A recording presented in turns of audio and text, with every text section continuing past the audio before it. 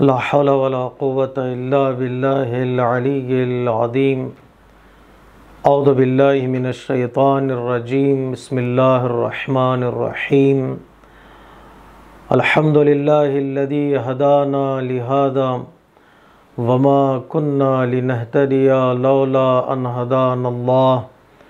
لقد جاءت رسل ربنا بالحق ثم الصلاة والسلام على سيد الأنبياء والمرسلين خاتم النبيين حبيب إله العالمين سيدنا ومولانا بالقاسم محمد وعلى أهل بيته الطيبين الطاهرين المظلومين المعصومين الميامين ولعنة الله على أعدائهم أجمعين من يومنا هذا إلى قيام يوم الدين. أما بعد فقد قال الحكيم في كتابه الكريم وقوله الحق. بسم الله الرحمن الرحيم. ألم نشرح لك صدرك ووضعنا عنك وزرك الذي أنقض ظهرك ورفعنا لك ذكرك. ناظرین محترم، ابتدائی مجلس میں ملتمس ہوں کہ ایک مرتبہ سورہ حمد کی تلاوت فرما کر مرحوم مرزا قاسم علی بیگ اور ان کے بچوں کے مرحومین اور مرحوم مرزا سیف الزماں، مرزا خلیل الزماں، شاہ تاج بیگم، شازیہ بیگم، مرزا نور حسن، حسن علی، مرزا اسرار علی اور نگین زہرا اور تمام مومنین اور مومنات کی ارواح کو ایصال فرما دیں. بسم اللہ الرحمن الرحیم. الحمدللہ رب العالمین الرحمن الرحیم مالک یوم الدین ایاک نعبد و ایاک نستعین اهدنا الصراط الذین انعمت علیہم غیر المغضوب علیہم ولا الضالین. اللہم صلی علی محمد و آل محمد.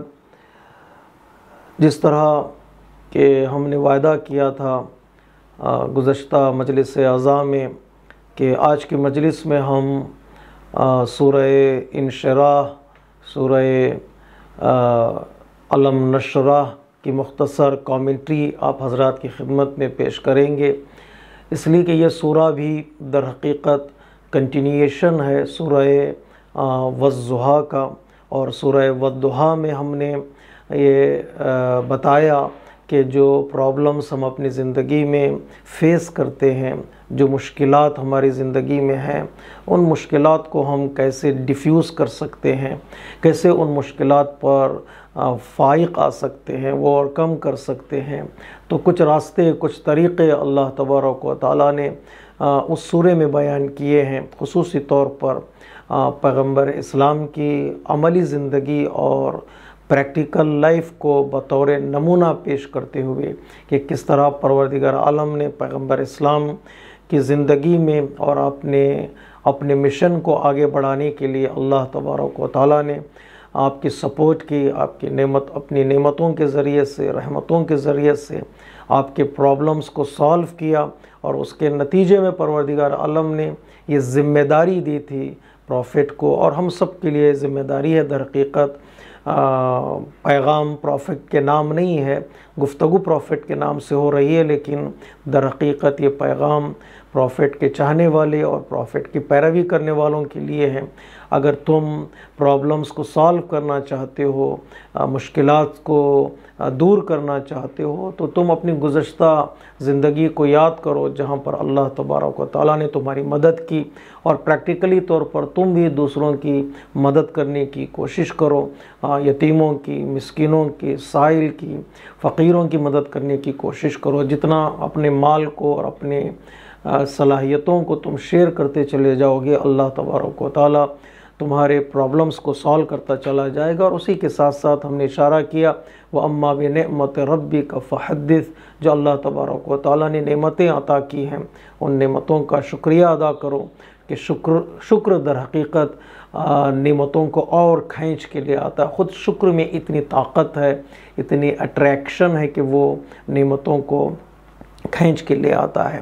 اسی سورہ کی کنٹینیوشن یہ سورہ ہے۔ بعض ہمارے مراجع کرام بھی فقہ میں اس بات کی طرف اشارہ کرتے ہیں کہ یہ دو سورے در حقیقت ملا کر ایک سورہ کاؤنٹ ہوتے ہیں۔ اگر کوئی نماز میں ایک سورہ پڑھنا چاہے سورہ حمد کے بعد سورہ والضحیٰ، تو سورہ ایک سورہ پڑھنا کافی نہیں ہے جب تک انسان اس سورے کے ساتھ سورہ علم نشرح کو بھی نہیں پڑھے گا۔ یہ دونوں سورے ملا کر ایک سورہ کاؤنٹ ہوتے ہیں، اور اس کو ٹوئنس بھی کہا جاتا ہے سوروں میں۔ یہ دو سورے ہیں، اور دوسرے دو سورے جو ٹوئنس ہیں جن کو ملا کر پڑھا جاتا ہے وہ سورہ فیل ہے اور سورہ قریش یا ایلاف، کہ ان دونوں کو انسان ضروری ہے کہ نماز میں ایک ساتھ پڑھے، ملا کر پڑھے۔ تو اسی سورے کی کنٹینیوشن کو اللہ تبارک و تعالیٰ اس سورے میں بتا رہا ہے کہ ہاں علم نشرح لک صدرک، جس کا آغاز ہی پیغمبر اسلام سے خطاب کرتے ہوئے ہے کہ پروردگار عالم اس سورے میں اس بات کی طرف اشارہ کر رہا ہے، ہمارے لیے بھی ایک پیغام ہے۔ وہ پیغام یہ ہے کہ مشکلات جو ہماری زندگی میں ہیں، پریشانیاں جو ہماری زندگی میں ہیں، پریشانیوں کا راہ حل کیا ہے، پریشانیوں کا سلیوشن کیا ہے، ہم کس طرح سے سالویشن اختیار کر سکتے ہیں پریشانیوں کے سائے میں رہ کر۔ میں ابتدائی میں بتا دوں کہ کچھ پریشانیاں ایسی ہیں جو نیچر کی پریشانیاں ہیں، نیچرل ڈیفیکلٹیز ہیں، ہارڈشپس ہیں، اس میں ہمارا کوئی ہاتھ نہیں ہوتا ہے، اس میں ہمارا کوئی اختیار نہیں ہوتا ہے، اس سے صرف ہمیں انسان کو فائٹ کرنا پڑے گا، اپنے ول پاور کو سٹرونگ کرنا پڑے گا تاکہ انسان اس کا مقابلہ کر سکے۔ جیسے ارتھکوئک ہے، جیسے سٹارمز ہیں، جیسے دوسری پریشانیاں جو نیچر سے کنیکٹڈ ہیں، آگ لگ جاتی ہے کہیں جنگلات میں، کہیں طوفان آ جاتے ہیں، انسان صبر کے ذریعے سے، انسان اپنے قوی ارادے کے ذریعے سے ان سے فائٹ کرنا پڑے گا، اس لیے کہ وہ پریشانیاں انسان کے اختیار میں نہیں۔ در حقیقت ان چیزوں کو ہم پریشانی کا نام بھی نہیں دے سکتے، ایون یہ وبا بھی جو ہے پینڈیمک، ہم اس کو بھی پریشانی کا نام نہیں دے سکتے، اس لیے کہ طبعی طور پر ہے کہ کوئی نئی چیز نہیں ہے کہ دنیا میں پھیل گئی ہو، کئی وائرس آئے اور کئی وائرس چلے گئے، اور کئی وائرسوں کا اثر، بیماریوں کا اثر آج تک باقی ہے، وہ ہمارے اختیار میں نہیں ہے، بس انسان صبر کے ذریعے سے، حوصلے کے ذریعے سے ان کا مقابلہ کرے۔ اور کچھ پریشانیاں انسان کے پرسنل لائف میں آتی ہیں، جیسے میری زندگی میں ڈسپلن نہ ہونے کی وجہ سے پریشانی، پلاننگ کی نہ ہونے کی وجہ سے پریشانی آتی ہے، کچھ مشکلات میرے اپنے ہی ارادے کی کمزوری کا نتیجہ ہے، یا کمپلیکس کا نتیجہ ہے کہ انسان اپنے آپ کو کم سمجھتا ہے، اپنے قابلیت کو کم سمجھتا ہے، اپنے ظرف کو کم سمجھتا ہے، پلان نہیں بناتا، یا سستی کی وجہ سے، یا کاہلی کی وجہ سے، یا مستی کی وجہ سے انسان جو ہے پریشانیاں اپنی زندگی میں وہ خود اپنے ہاتھوں سے لے کر آتا ہے۔ جیسے میری صحت اگر بگڑتی جا رہی ہے کسی کھانے کی وجہ سے، کسی خاص ریزن کی وجہ سے، تو وہ میرے اختیار میں ہے، میں چاہوں تو پلاننگ کے ذریعے، ڈسپلن کے ذریعے، ڈٹرمنیشن کے ذریعے سے ان پریشانیوں کو دور کر سکتا ہوں، میں اپنی پرسنل لائف میں، انڈیویجول لائف میں۔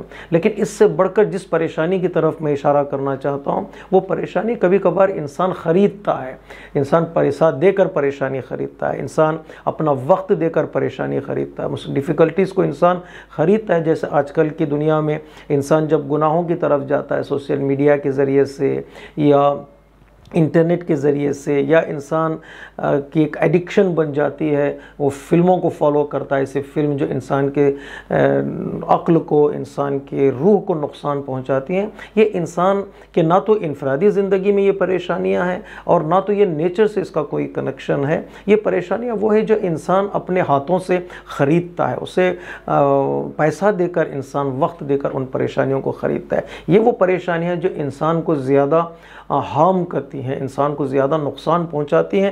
شاید یہ وائرس سے زیادہ جو سٹرانگسٹ وائرس ہے آج کی دنیا میں، وہ یہ کہ بچے جو ہے ہمارے ایڈکٹڈ ہوتے چلے جا رہے ہیں، یا ہمارے بڑے بھی ان چیزوں کی طرف اپنے آپ کو لے جا رہے ہیں جن چیزوں سے انسان کے دین کو، انسان کے مکتب کو، انسان کی فکر کو اور انسان کے روح کو نقصان پہنچاتے ہیں۔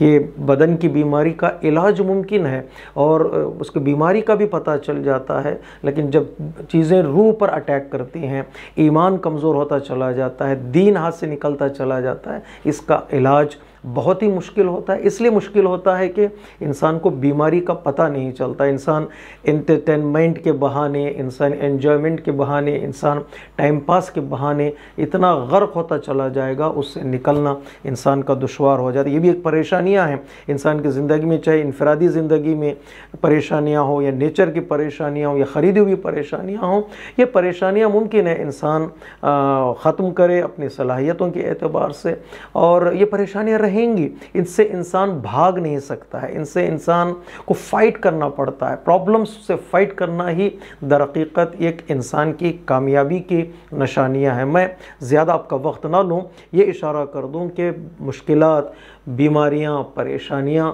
کم نہیں ہوتی ہیں، جس طرح وہ آتی ہیں اسی طرح ٹھہر جاتی ہیں، وہ ہمارے اختیار میں نہیں ہوتی ہیں، ہم اسے کم نہیں کر سکتے۔ اللہ تبارک و تعالیٰ اس سورے میں جس بات کی طرف اشارہ کر رہا ہے وہ یہ کہ اس کے بجائے کہ تم پریشانیوں کو کم کرنے کا سوچو، بلکہ تم یہ سوچو کہ تم اپنی قابلیت کو، اپنے ظرف کو، اپنے پوٹینشیل کو اور اپنی ایبیلٹی کو کس طرح تم بڑھا سکتے ہو۔ جب انسان اپنی صلاحیت کو بڑھا دیتا ہے تو پریشانی خود بخود چھوٹی ہو جاتی ہے، پریشانی خود بخود گھٹتی چلی جاتی ہے۔ اسی کا نام ہے فائٹ کرنا ہے، مینٹلی طور پر، اسپریچولی طور پر اس سے فائٹ کرنا پڑتا ہے۔ اگر انسان اپنے آپ کو اسٹرانگ بنائے، اپنی قابلیت کو بڑھائے۔ اللہ نے تبارک و تعالیٰ یہ نہیں کہا کہ ہم سارے کفار کو مار دیں گے، سارے مشرکین کو ختم کر دیں گے، اس لیے کہ اللہ تبارک و تعالیٰ کے پاس قدرت بھی ہے، طاقت بھی ہے، اللہ چاہے تو ایک عذاب کے ذریعے سے سارے قوموں کو تباہ کر سکتا ہے۔ قرآن مجید میں کئی آیتوں میں اس بات کی طرف اشارہ ہے۔ ایک تیز ہوا چلی ہے، قوم برباد ہو چکی ہے، کبھی پہاڑ کے ذریعے سے، کبھی زلزلوں کے ذریعے سے اللہ نے قوموں پر عذاب نازل کیا ہے۔ اللہ یہ نہیں کہہ رہا کہ ہم چاہیں تو اے رسول سارے پریشانیوں کو تم سے دور کر دیں گے، پریشانیاں رہیں گی، آتی رہیں گی، جاتی رہیں گی، لیکن تم اپنی ظرفیت کو، تم اپنی قابلیت کو اتنا مضبوط کرو کہ پریشانی تمہاری زندگی پر اثر نہ کرے، پریشان مصیبت تمہاری زندگی پر اثر نہ کرے، اس سے فائٹ کرنے کا ذریعہ ڈھونڈو، اس سے مقابلہ کرنے کا طریقے تلاش کرو۔ کون سا طریقہ ہے جو پریشانیوں سے انسان مقابلہ کر سکتا ہے؟ پروردگار عالم کہہ رہا ہے الم نشرح لک صدرک، دل کو قوی بناؤ، دل کو ایکسپینڈ کرو، دل کو اوپن کرو کہ دل تمہارا تیار ہو جائے، اس پریشانیوں کو لے اور اسے اپنے اندر ڈیزالو کرے، یہ ڈیفیوز کرے اور انسان آگے بڑھنے کی کوشش کرے۔ اس دنیا میں انسان کے لیے لوگ کئی رکاوٹیں ڈال دیتے ہیں، کئی بیریئرز کھڑی کر دیتے ہیں۔ پیغمبر اسلام کی زندگی میں دیکھیے گا آپ صلی اللہ علیہ وآلہ وسلم کہ لوگوں نے کون سی مشکلات ایسی ہیں جو آپ کے راہ میں لوگوں نے کھڑی نہیں کی۔ خطابات کے ذریعے سے آپ کو کبھی ساحر کہا، کبھی مجنون کہا، کبھی شاعر کہا، آپ کو پریشان کیا گیا۔ پیغمبر اسلام نے ان ساری چیزوں کو اپنے دل میں لیا اور لینے کے بعد اسے ڈیفیوز کیا، اسے ڈیزالو کیا، سیریس نہیں لیا ان پریشانیوں کو، اور آپ آگے بڑھتے گئے، آگے بڑھتے گئے، اتنا آگے بڑھ گئے کہ 23 سالہ زندگی میں آپ نے ساری دنیا کے گوشے گوشے تک دین مبین اسلام کا پیغام پہنچایا اور قرآن کا میسیج پہنچایا۔ یہ علم نشرہ پروردگار عالم در حقیقت پیغمبر اسلام کو یاد دلا رہا ہے کہ ہم نے تمہارے دل کو قوی بنایا ہے، اس قابل بنایا ہے کہ وہ پریشانیوں کا مقابلہ کر سکے، اور اس قابل بنایا ہے کہ قرآن کے اس عظیم میسیج کو وہ دل اٹھا سکے۔ علم نشرح لک صدرک، خصوصی طور پر جو ذمہ دار ہوتے ہیں، جو لیڈرز ہوتے ہیں، جو رسپانسبلٹی جن کے کندھوں پر ہوتی ہے، جو عہدیدار ہوتے ہیں، اس آیہ کریمہ کو بار بار پڑھیں کہ ان کے لیے جس صفت کی ضرورت ہے وہ ہے انشراح صدر، کہ اپنے دل کو وسیع بنائیں۔ تانے، طنز، گالیاں، ابیوزنگ، ٹارچرنگ، یہ ساری چیزیں نیچرل ہیں، کمیونٹی میں ہوتی ہیں، تو انسان اسے صبر کے ساتھ، ضبط کے ساتھ، اپنے دل کی قوت کے ساتھ ان کا مقابلہ کرے۔ لیکن یہ خصوصیت، یہ کمال جو پیغمبر اسلام کا اس آیہ کریمہ میں اللہ تبارک و تعالیٰ نے بیان کیا، وہ کمال یہ ہے کہ لیڈرشپ کے لیے، تبلیغ کے لیے شرح صدر کی ضرورت ہے۔ حضرت موسیٰ کو جب پروردگار عالم نے ذمہ داری دی، رسپانسبلٹی دی کہ کیا تم جاؤ فرعون کے دربار میں، اذهب الی فرعون انہ طغی، تو سب سے پہلی دعا، سب سے پہلی چیز جو حضرت موسیٰ نے بارگاہ پروردگار عالم میں مانگی ہے وہ یہ کہ پروردگار میرے دل کو وسیع کر دے، میرے دل کو گشادہ کر دے کہ میں برداشت کر سکوں جب فرعون باتیں کرنے لگے گا، جب ایک بادشاہ گفتگو کرنے لگے گا، ظاہر سی بات ہے ہر جملے پر ایک جملے میں ایک طنز ہوگا، ایک طعنہ ہوگا، وہ برداشت کر سکوں۔ پہلی دعا حضرت موسیٰ نے کی کہ پروردگار میرے دل کو وسیع بنا دے، میرے دل کو گشادہ کر دے۔ فضیلت پیغمبر اسلام کی یہ ہے کہ جو دعا حضرت موسیٰ مانگ رہے ہیں، جو صفت حضرت موسیٰ اللہ کی بارگاہ میں مانگ رہے ہیں، پروردگار عالم ہمارے آخری نبی کو وہ صفت بن مانگے عطا کر رہا ہے بعنوان نعمت پروردگار، ایک عظیم نعمت۔ علم نشرح لک صدرک، اے رسول ہم نے تمہارے دل کو وسیع کر دیا۔ یہ وسعت ہی کا نتیجہ ہے۔ کتنے پتھر برسائے گئے پیغمبر اسلام پر، کتنی پریشانیاں ڈالی گئی پیغمبر اسلام کو۔ پتہ ہے پیغمبر اسلام کا جملہ کیا تھا؟ پیغمبر اسلام کا جملہ یہ تھا، پروردگار ان لوگوں کو پتہ نہیں ہے جس چیز کی طرف میں بلا رہا ہوں اس چیز میں ان کی نجات ہے، ان کی ہدایت ہے، وہ جانتے نہیں ہیں حقیقت کیا ہے۔ یہ جملہ خود بتا رہا ہے کہ آپ کا دل کتنا وسیع تھا، کہ کفار قریش کے لیے کہہ رہے ہیں پیغمبر اسلام، مشرکین عرب کے لیے کہہ رہے ہیں، پیگنس آف دا ٹائم کے لیے پیغمبر اسلام کہہ رہے ہیں ان کو نہیں معلوم جس چیز کی طرف میں بلا رہا ہوں اس میں ان کی نجات ہے اور سالویشن ہے۔ یہ جملہ مشہور ہے تاریخ پیغمبر اسلام میں اور سیرت پیغمبر اسلام میں۔ اور دوسرا جملہ جو پیغمبر اسلام کا مشہور ہے تاریخ اسلام میں، فتح مکہ کے بعد جب کفار و مشرکین سرنڈر ہو گئے اور پیغمبر اسلام فتح مکہ میں کامیاب ہو گئے، تب اس وقت پیغمبر اسلام کے سامنے جب کفار قریش کو لایا گیا، جب پیغمبر اسلام کفار قریش کے روبرو کھڑے ہو گئے تو پیغمبر اسلام نے پوچھا ان سے کہ تمہاری کیا سوچ ہے اب، کہ چونکہ پیغمبر اسلام کو مکے سے نکالا گیا تھا، آپ کو پس پریشان انہوں نے کیا تھا، آپ پر مصیبتیں ڈالی تھی، آپ کے رشتہ داروں کو شہید کیا تھا، لیکن اس کے بعد پیغمبر اسلام پوچھتے بتاؤ تم کیا سوچ رہے ہو؟ تو کفار قریش نے کہا تم کریم ہو اور خاندان کرامت سے تمہارا تعلق ہے۔ تو حضرت پیغمبر اسلام نے فرمایا آج میں وہی کہوں گا جو میرے بھائی حضرت یوسف نے کہا تھا کہ آج تم سے انتقام نہیں لیا جائے گا، آج تم سے ریونج نہیں لیا جائے گا۔ موقع ریونج کا تھا، موقع انتقام کا تھا، پیغمبر اسلام نے سب کو آزاد کر دیا۔ میرے عزیزوں، میرے بزرگوں، دین مبین اسلام میں انتقام کا دن نہیں ہے، دین مبین اسلام میں ریونج ڈے نہیں ہے، دین مبین اسلام میں رحمت کا دن ہے، یوم المرحمہ ہے، یوم المنتقمہ نہیں ہے، کہ آج مرسی کا دن ہے، آج کائنڈنس کا دن ہے، آج سافٹنس کا دن ہے۔ یہ صفت اور یہ کمال جو پیغمبر اسلام نے دکھایا ہے وہ شرح صدر کا نتیجہ ہے۔ علم نشرح لک صدرک، خصوصی طور پر بعد میں آنے والی مصیبتیں، بعد میں آنے والی پریشانیوں کو برداشت کرنے کے لیے وہ شرح صدر کی ضرورت ہے۔ ایسی مصیبتیں پیغمبر اسلام کی زندگی میں آئی، ایسی جنگیں کفار قریش نے پیغمبر اسلام کی زندگی میں کھڑی کی تھیں کہ وہ کمر شکن تھی۔ قرآن کہتا ہے وہ مصیبتیں کمر توڑ دینے والی ہیں۔ وَوَضَعْنَا عَنْكَ وِزْرَكَ، جو وزن بوجھ تھا تمہارے پاس اس بوجھ کو ہم نے ہلکا کر دیا، اس بوجھ کو ہم نے اٹھا لیا کہ تم سیدھے چل سکتے تھے، تم طاقتور بن سکتے تھے۔ اسی بوجھ کو اٹھانے کے بعد اس میں ہم نے تمہاری مدد کی۔ الَّذِي أَنْقَضَ ظَهْرَكَ، وہ بوجھ تمہاری کمر کو توڑ دینے والا تھا۔ وہ مصیبتیں جو تمہیں دعوت دے رہی تھی کہ ہار مان لی جائے اور رک جائے انسان، لیکن ہم نے ان مصیبتوں کو اٹھا لیا۔ کن چیزوں کے ذریعے سے اٹھا لیا؟ اللہ تبارک و تعالیٰ نے کن چیزوں کے ذریعے سے ان مصیبتوں کو دور کر دیا؟ میں دعوت دیتا ہوں مومنین سے، مومنین کو اور مسلمانوں کو خصوصی طور پر، جو غدیر سے دور ہیں، جو مولا کائنات کے فضائل سے دور ہیں، کمالات سے دور ہیں، وہ آئیں اس سورہ کو ایک مرتبہ پھر گہرائی کے ساتھ، بصیرت کے ساتھ اس کا مطالعہ کریں اور اس کی تفسیر کا مطالعہ کریں۔ دیکھیں وہ کون سی چیزیں ہیں جن چیزوں کے ذریعے سے پروردگار عالم نے پیغمبر اسلام کو آسانیاں عطا کی، پیغمبر اسلام کے مسائل کو حل کیا، کبھی وسائل کے ذریعے سے، کبھی معجزات کے ذریعے سے، کبھی افراد کے ذریعے سے۔ وسائل بھی فراہم کی، فیسلٹیز فراہم کی، پروردگار عالم نے پیغمبر اسلام کے لیے چیزوں کے ذریعے سے پیغمبر اسلام کو بچایا، معجزات کے ذریعے سے بچایا، میریکلز کے ذریعے سے بچایا، فرشتوں کو پروردگار عالم نے نازل کیا پیغمبر اسلام کی حمایت کے لیے، میریکلز کے ذریعے سے مدد کی۔ لیکن سب سے بڑی مدد جو پروردگار عالم نے پیغمبر اسلام کی ہے وہ وسیلے کے ذریعے سے ہے۔ وہ وسیلہ کون ہے؟ وہ وسیلہ کوئی نہیں ہے جو نظر آتا ہے میدان میں سوائے حضرت علی ابن ابی طالب علیہ السلام ہے، کہ پیغمبر اسلام کے لیے ہر مشکل میں ساتھ دینے والے، ہر پریشانی میں ساتھ دینے والے، اپنی جوانی کو آگے رکھ کر پیغمبر اسلام کو پروٹیکٹ کرنے والے اور حفاظت کرنے والے مولا کائنات علی ابن ابی طالب علیہ السلام ہے۔ پروردگار عالم اسی کی طرف اشارہ کر رہا ہے۔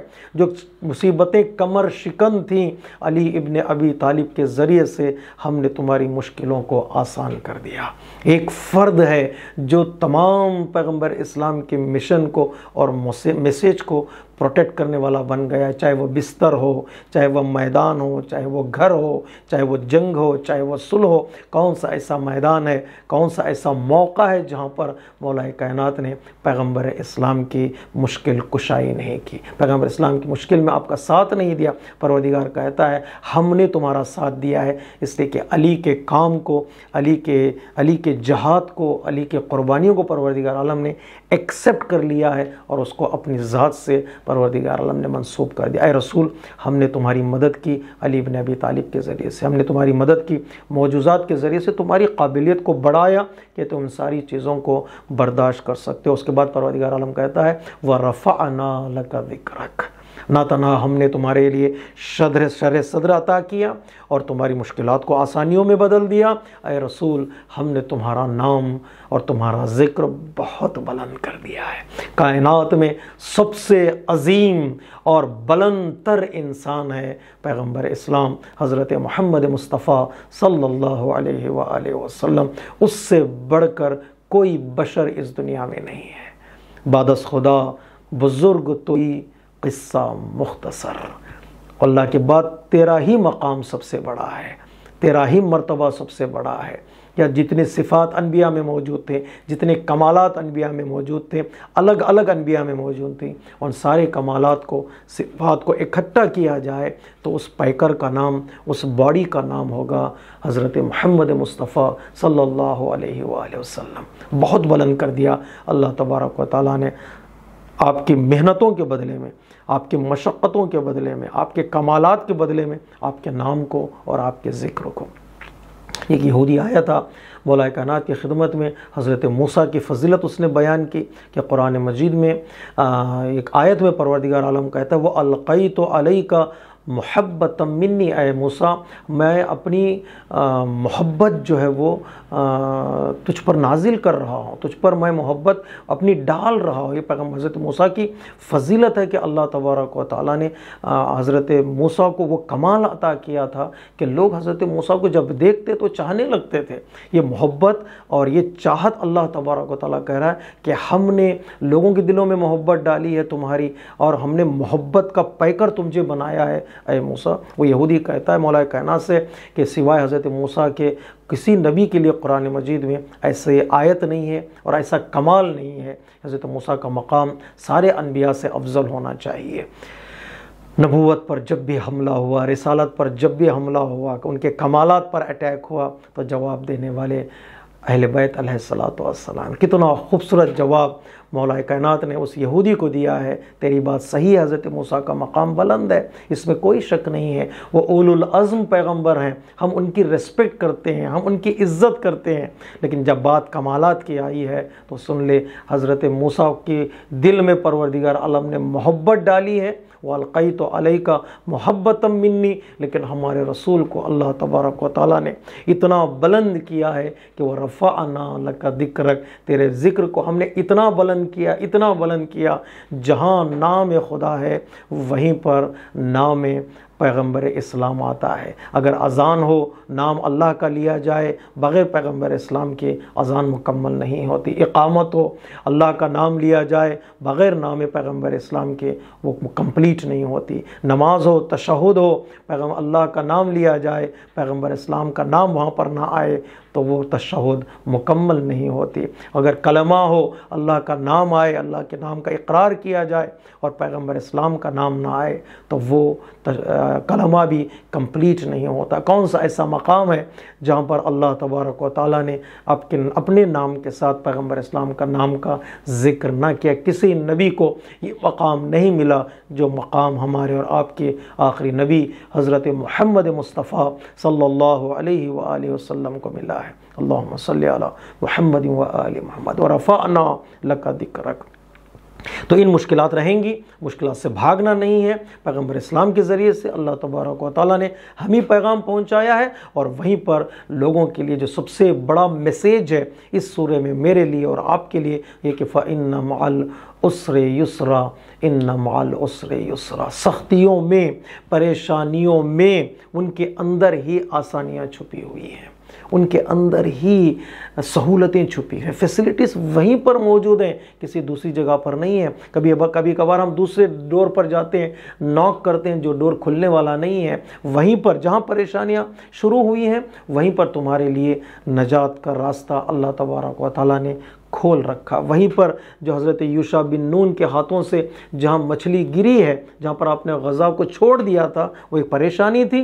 وہیں پریشانی میں اسی جگہ پر ایک راستہ نکلتا ہے جہاں پر حضرت خضر سے ملاقات ہوتی ہے. جہاں پریشانیاں ہیں وہیں پر آسانیاں چھپی ہوئی ہیں. پروردگار عالم کہتے ہیں پریشانیاں ہوں گی لیکن اسی کے اندر تم آسانیوں کو تلاش کرو. فَإِنَّ مَعَ الْعُسْرِ يُسْرًا. ان پریشانیوں میں تمہارے لیے آسانیاں اس اعتبار سے کہ تمہاری قابلیت، تمہارا پوٹینشیل، تمہاری ایبیلٹی ابھر کر سامنے آتی ہے. تم مقابلہ کرنے کے لیے تیار ہو جاتے ہو اگر آسانیوں کے لیے تلاش کرنے کے لیے نکلو. تاکید کر رہا ہے پروردگار. ایک پرنسپل ہے اللہ تبارک و تعالیٰ کا کہ پریشانیاں زندگی کا لازمہ ہے، اس کے اندر تم فیسلٹیز کو، آسانیوں کو ڈھونڈو، تمہارے اندر وہ آسانیاں مل جائیں گی، وہ نجات بھی مل جائے گی جس نجات کی تم تلاش میں. ہاں کبھی کبھار ہم جسے نجات سمجھتے ہیں وہ نجات نہیں ہے، ہم جسے سالویشن سمجھتے ہیں وہ سالویشن نہیں ہے. ممکن ہے کبھی کبھار اللہ کی مصلحت یہ ہو کہ پریشانیوں میں میرے لیے کچھ نقصانات بھی اٹھانے پڑیں گے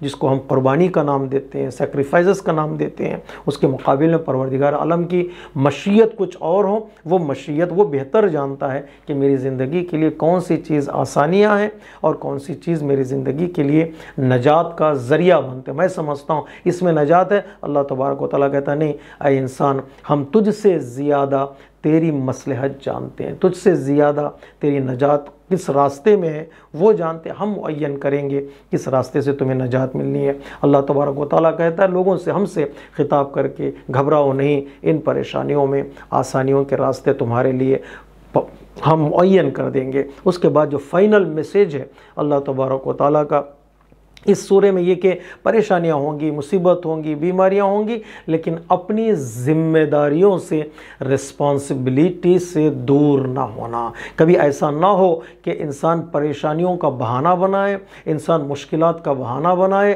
اور بہانہ بنانے کے بعد انسان اپنے آپ کو الہی رسپانسبلٹیز یا سوشل رسپانسبلٹیز یا ریلیجیس رسپانسبلٹیز جو میرے کندھے پر ہیں ان رسپانسبلٹیز سے میں اپنے آپ کو دور کر لوں. کتنے ایسے موقع آتے ہیں کہ ایک پریشانی، ایک بیماری کا بہانہ بنا کر ہم اپنے ذمہ داریوں سے ہاتھ اٹھا لیتے ہیں.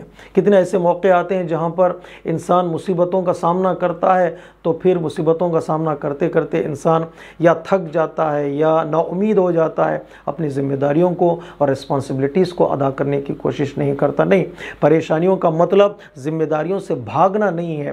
پریشانیوں کا مطلب اپنی ذمہ داریوں کو بے نحو احسن انجام دینا ہے. اللہ تبارک و تعالیٰ کی مدد ساتھ لیتے ہوئے، اللہ تبارک و تعالیٰ پر توکل کرتے ہوئے. پروردگار عالم پیغمبر اسلام سے خطاب کر رہا ہے، ٹھیک ہے پریشانیاں ہیں، مشکلات ہیں، اٹیکس ہیں، جنگ ہیں، وارس ہیں، تمہارے رشتہ داروں کو مارا جائے گا، تمہیں شہر سے نکالا جائے گا، لیکن اے رسول تم اپنی ذمہ داریوں کو پورا کرو. فَإِذَا فَرَغْتَ فَانْصَبْ. جب پریشانیوں سے فارغ ہونا، جب اپنے کام سے فارغ ہونا تو اپنے پریشانی اور رسپانسبلٹیز کی طرف توجہ کرو. فَانْصَبْ.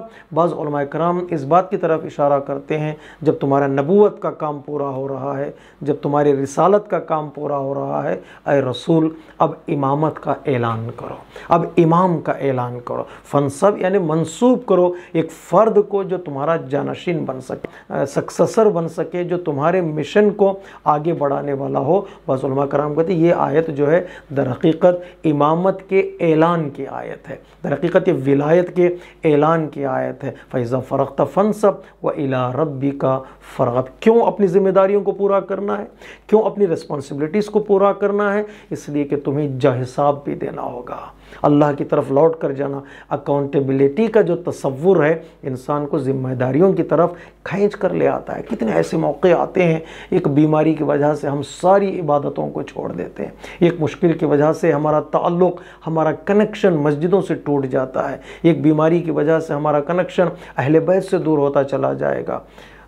یہ ذمہ داریوں سے بھاگنا ہے۔ اللہ تبارک و تعالیٰ کہتا ہے نہیں، کہیں ایسا نہ ہو جائے کہ یہ پریشانیاں تمہیں اللہ سے دور کر دیں یا اپنی ذمہ داریوں سے دور کر دیں۔ ذمہ داریاں، میں جنرل ذمہ داریاں کہہ رہا ہوں، عام طور پہ ہم نماز کی مثال دیتے ہیں، روزے کی مثال دیتے ہیں، لیکن نہیں، اگر انسان غور سے دیکھے اپنی زندگی کو، کئی ذمہ داریاں میری زندگی میں ہیں، میری فیملی کی میری ذمہ داریاں ہیں، میری بزنس کی ذمہ داریاں ہیں، میری جاب کی ذمہ داریاں ہیں، اللہ نے کچھ ذمہ داریوں کو معین کیا ہے، اہل بیت علیہ السلام سے متعلق میری کوئی ذمہ داریاں ہیں، سوسائٹی اور کمیونٹی سے متعلق میری کوئی ذمہ داریاں ہیں۔ ساری ذمہ داریوں کو پورا کرنے کا نام ہی در حقیقت ایمان کو کمپلیٹ حاصل کرنا اور پرفیکٹ حاصل کرنا۔ اگر ذمہ داریوں میں کہیں پر چوک ہو جائے، اگر رسپانسبلٹیز میں کہیں پر کوتاہی آ جائے، کمی آ جائے، تو انسان کا ایمان اور انسان کا اسلام جو ہے وہ کمپلیٹ اور پرفیکٹ نہیں ہوتا۔ مومن وہ ہے جو ساری ذمہ داریوں کو پورا کرے، مسجد کی ذمہ داریاں، مجلس کی ذمہ داریاں، گھر کی ذمہ داریاں، جاب کی ذمہ داریاں۔ کتنے ایسے لوگ ہیں جو جاب کے بہترین رسپانسبل ہیں، بزنس میں بہترین انسان ہیں، لیکن جب دین کی ذمہ داریوں کی طرف آتا ہے انسان تو انسان سیلیکٹیو بن جاتا ہے، انسان ذمہ داریوں کو پورا کرنے کی کوشش نہیں کرتا۔ یہ انسان دین کے دائرے میں ناقص کہلائے گا، وہ ادھوری اس کی زندگی ہوگی، اس کی زندگی کمپلیٹ نہیں ہوگی۔ ہمارے لیے مثال پیغمبر اسلام کی زندگی ہے، پیغمبر اسلام کی پریکٹیکل لائف، یا امام علی علیہ السلام کی جو عملی زندگی ہے، یا امام حسن مجتبیٰ علیہ السلام کی جو عملی زندگی، یا کربلا جسے ہم آج کل مجالس اعضاء میں اس کا بار بار تذکرہ کرتے ہیں۔ اگر انسان مطالعہ کرے تو احساس ہوگا کوئی بھی ایسا کام جو ان کے ذمہ داری میں تھا اور ان کی رسپانسبلٹی میں تھا انہوں نے ادھورا نہیں چھوڑا ہے، جس کی طرف نہج البلاغہ کے ایک کامنٹیٹر ابن ابی الحدید جو معتزلی مذہب تھا، سنی مذہب تھا، اور وہ کہتا ہے مولانا نہج البلاغہ مطالعہ کرنے کے بعد ہم کو ایک پیغام دیتا ہے کہ جب بھی تم نہج البلاغہ کا مطالعہ کرو ایسا لگتا ہے ایک کمپلیٹ اور ایک پرفیکٹ پرسنالٹی ہے جو ہم سے بات کر رہی ہے۔ جب انسان نہج البلاغہ کے ان خطبوں کا مطالعہ کرتا ہے جس میں مولا کائنات نے تقویٰ کی بات کی ہے، جب تقویٰ کی گفتگو اور تقویٰ کے بارے میں مولا کائنات بولنے لگتے ہیں تو ایسا لگتا ہے کہ علی سے بڑا کوئی پرہیزگار نہیں ہے۔ علی پیدا ہی ہوا ہے تقویٰ کے لیے، پیدا ہی ہوا ہے تقویٰ کا درس دینے کے لیے، لیکن جو ہی کچھ آگے بڑھتے ہیں مولا کائنات کے ان خطبوں کا مطالعہ کرتے ہیں جن خطبوں میں مولا کائنات نے جہاد کا پیغام دیا ہے، جہاد کے بارے میں اپنے گفتگو کی ہے، تھوڑی دیر کے لیے انسان کو احساس ہوگا علی سے بڑا کوئی مجاہد نہیں ہے، علی سے بڑا کوئی جہاد کرنے والا نہیں ہے۔ ایسا محسوس ہوتا ہے کہ علی ابن ابی طالب پیدا ہی ہوئے ہیں جہاد کے لیے۔ پھر کچھ آگے بڑھیے، جب عبادتوں کی بات آتی ہے، جب صبر کی بات آتی ہے، جب شکر کی بات آتی ہے، جب حقوق الناس کی گفتگو آتی ہے، ہر لمحہ اور ہر خطبے پر انسان ٹھہر کر، ہر عنوان پر ٹھہر کر ایسا محسوس کرے گا کہ یہ عنوان علی ہی کے لیے بنا ہے، یہ عنوان علی ہی کے لیے خلق ہوا ہے۔ تو ایسا لگتا ہے کہ جامع شخصیت ہے، بات تقویٰ کی ہو، جہاد کی ہو، صبر کی ہو، شجاعت کی ہو، سخاوت کی ہو، حق اللہ کی ہو اور حق الناس کی ہو، ایک کمپلیٹ اور پرفیکٹ پرسنالٹی ہمیں نظر آتی ہے۔ تبھی تو سبق انہوں نے دیا ہے، چاہے ہم عبادتوں کی فہرست لیں اور عبادتوں کی فہرست میں اہل بیت علیہ السلام کو تلاش کریں،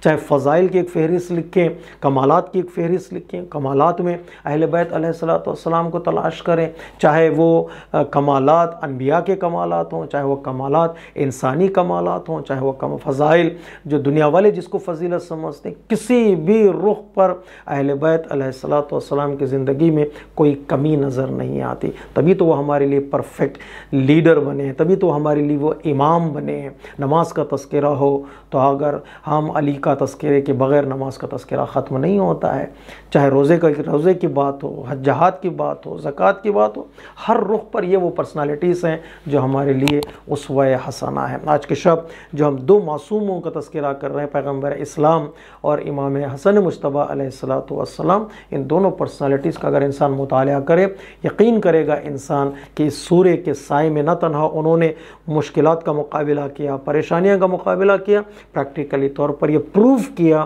کہ اس مشکلات کی دنیا میں ایک کامیاب اور یہ خوبصورت زندگی گزاری جا سکتی ہے، کہ 1400 سال کے بعد ان کا تذکرہ ہم آج بڑے ہی شوق کے ساتھ، بڑے ہی اطمینان کے ساتھ کرتے ہیں اور فخر کے ساتھ کہتے ہیں کہ پیغمبر اسلام ہمارے نبی ہیں اور امام حسن مجتبیٰ ہمارے امام ہیں، ہمارے لیڈر ہیں۔ ان کی زندگیوں میں کوئی عیب، ان کی زندگی میں کوئی کمی، ان کی زندگی میں کوئی نقص، ان کی زندگی میں کوئی شارٹ کمنگز انسان کو نظر نہیں آتی ہیں۔ کیوں نہ ہو، پروردگار عالم نے ان کی زندگیوں کو ہمارے لیے اسوہ حسنہ قرار دیا۔ لقد کان لکم فی رسول اللہ اسوۃ حسنہ، وداؤٹ اینی کنڈیشن یہ تمہارے لیے رول ماڈل ہے، کوئی شرط اس میں نہیں ہے۔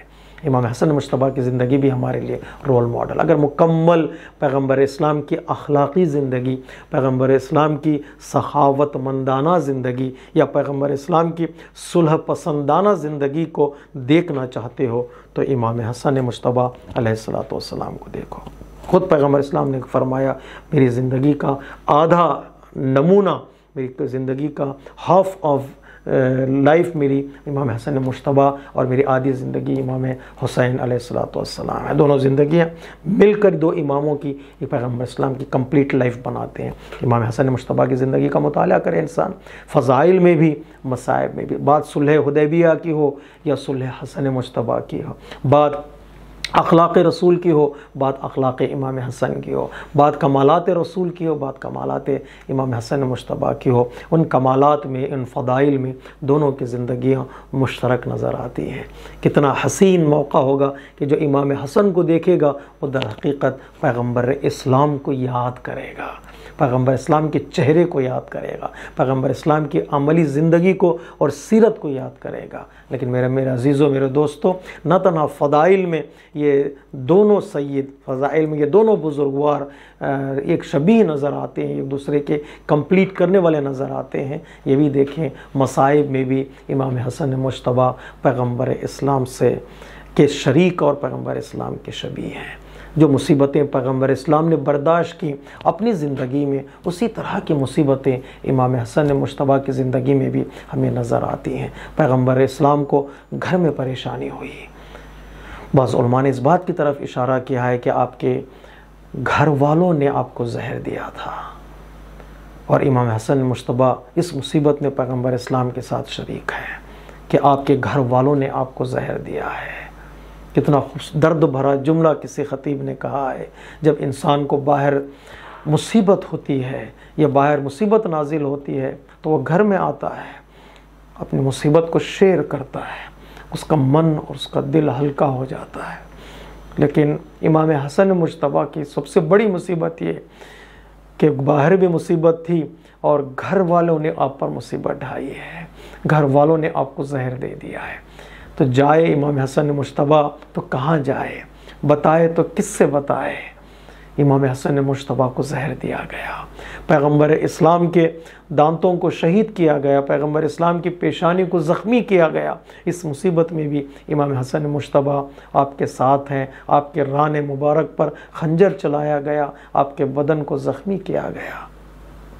پیغمبر اسلام کے خلاف لوگوں نے جملات استعمال کیے، پیغمبر اسلام کے خلاف لوگوں نے کچھ ایسے القاب استعمال کیے جس سے پیغمبر اسلام کی روح کو تکلیف پہنچتی تھی، اسی طرح کے القاب امام حسن مجتبیٰ کے لیے استعمال کیے گئے جس کی وجہ سے آپ کی روح کو تکلیف ہوتی تھی۔ پیغمبر اسلام کا جنازہ بھی لوگوں نے اس شان سے نہیں اٹھایا جس شان سے اٹھانا چاہیے تھا۔ امام حسن کے جنازے کی بھی لوگوں نے وہ بے احترامی کی جو تاریخ اسلام میں ضبط ہے۔ امام حسن مجتبیٰ کی مصیبتوں میں بھی پیغمبر اسلام کی مصیبتیں نظر آتی ہیں، اور امام حسن مجتبیٰ کو زہر دیا گیا، وہ زہر جو روم سے منگوایا گیا تھا، اور اتنا ایسا قوی زہر تھا، ایسا سٹرونگ زہر پائزن تھا وہ، کہ خود روم کے بادشاہ نے خط لکھا تھا معاویہ کو، دیکھو یہ زہر کبھی کسی انسان کو نہ دینا، اگر ایک زہر کا ایک قطرہ بھی کسی حوض میں ڈال دیا جائے تو اس حوض کی ساری مچھلیاں مر جائیں گی، یہ زہر کسی انسان کو نہ دینا۔ وہ زہر امام حسن مجتبیٰ کو کھلایا گیا، جو یہ زہر امام کے بدن پر اثر کیا، امام کے جگر کے ٹکڑے کٹ کٹ کر تشت میں گرنے لگے۔ امام کی جب اس مصیبت کو امام حسین نے دیکھا، امام حسین کی آنکھوں میں آنسو آئے، امام کی حسین کی آنکھوں سے آنسو گرنے لگے۔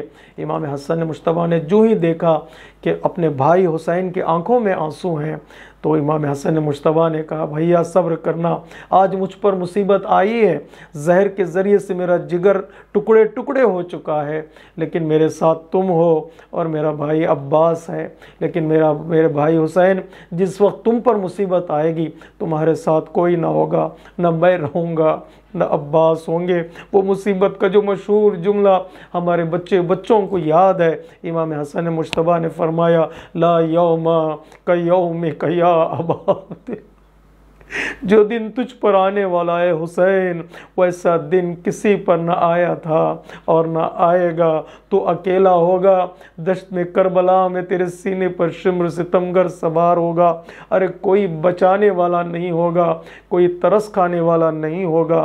امام رضا علیہ السلام نے جب فرمایا میرے جد کو اس عالم میں قتل کیا گیا، ذبح کیا گیا، تو امام نے ایک لفظ استعمال کیا صبرن، حالت صبر میں ذبح کیا گیا۔ تو صحابی نے پوچھا مولا یہ صبر کیا ہوتا ہے، یہ صبرن کی حالت کیسی ہوتی ہے، کیا خنجر کند تھا اس لیے صبرن کہا ہے آپ نے، کیا پانی نہیں پلایا گیا اس لیے صبرن کہا آپ نے؟ تو امام رضا نے کہا نہیں، اس طرح ذبح کیا گیا جیسے گوسفندوں کو ذبح کیا جاتا ہے، خنجر کند تھا، پانی بھی نہیں پلایا گیا، لیکن جب کسی حیوان کو ذبح کیا جاتا ہے تو کوئی سہارا دینے والا نہیں ہوتا، کوئی روکنے والا نہیں ہوتا، کوئی ٹوکنے والا نہیں ہوتا۔ اس عالم میں میرے جد حسین کو ذبح کیا گیا، ارے کوئی بچانے والا نہ تھا، کوئی روکنے والا نہ تھا۔ زینب کبریٰ نے پکار کر کہا اے عمر سعد، تو دیکھ رہا ہے اور میرا ماجا ذبح ہو رہا ہے۔ تو اس مصیبت کو یاد کر کے امام حسن مجتبیٰ نے گریہ کیا تھا، اور امام حسین نے امام حسن مجتبیٰ کو غسل دیا، نماز جنازہ پڑھائی اور کفن دیا اور نماز جنازہ پڑھائی، اور تاریخ میں لکھا ہے کہ جنازے کو لے جایا گیا، لیکن ظالموں نے اتنے تیر چلائے کہ امام کا کفن خون سے بھر گیا، امام کے بدن کو واپس گھر لایا گیا۔ جب زینب کبریٰ نے امام حسن مجتبیٰ کے جنازے کو آتے ہوئے دیکھا تو دوڑ کر حسین کے قریب گئی، بھیا یہ کیا ہو گیا؟ ارے ہم نے تاریخ میں نہیں سنا تھا کہ کوئی جنازہ گھر واپس آئے گا۔ جب جنازے کی حالت دیکھی تو بین شروع کیا، بھائی حسن یہ تیرے ساتھ کیا ہو گیا؟ کفن کو بدلا گیا۔ تو پھر مرتبہ امام حسن مجتبیٰ کو جنت البقیع میں دفنایا گیا۔ میں کہوں گا مولا آپ کی مصیبت عظیم ہے، آپ کے بدن پر تیر چلائے گئے، آپ کو رسول کے پہلو میں دفنانے کی اجازت نہیں ملی، مولا آپ کی مصیبت عظیم ہے، لیکن دو کفن آپ کے بھائی نے آپ کو دے دیے، 2 مرتبہ کفن آپ کے حسین نے آپ کے لیے فراہم کیا، مولا ذرا عصر عاشور آئیے، آپ کے بھائی کا بدن دشت کربلا میں ایک بے گورو کفن پڑا ہے، ارے کوئی نہیں جو بدن پر کپڑا ڈال دے، ارے کوئی نہیں جو بدن پر آسرا کر سکے۔ اس لیے زینب کبریٰ نے جب جنازے کی حالت دیکھی تو پکار کر کہا بھیا حسین، اگر سر پر چادر ہوتی تجھے چادر کا کفن دے دیتی، اگر یہاں درخت ہوتے درخت کے پتے توڑ توڑ کر زینب تیرے بدن پر ڈال دیتی۔ ہاں کفن ملا تو ایک چیز کا کفن ملا جس کی طرف آخری امام نے زیارت ناہیہ میں اشارہ کیا، اے میرے جد تجھ پر میرا سلام، تجھ کو کپڑے کا کفن تو نہ ملا لیکن کربلا کی ریت اڑ اڑ کر تیرے بدن پر گرتی رہی، تو غریب رہا اور غریبانہ زندگی گزار۔ اللہ لعنت اللہ علی القوم الظالمین، سیعلم الذین ظلموا ای منقلب ینقلبون۔ السلام علیک یا ابا عبد اللہ وعلی الارواح التي حلت بفنائک، علیک منی سلام اللہ ابدا ما بقیت وبقی اللیل والنہار، ولا جعلہ اللہ آخر العہد منی لزیارتکم۔ السلام علی الحسین وعلى علي بن الحسين وعلى أولاد الحسين وعلى أصحاب الحسين۔ ماتم حسین۔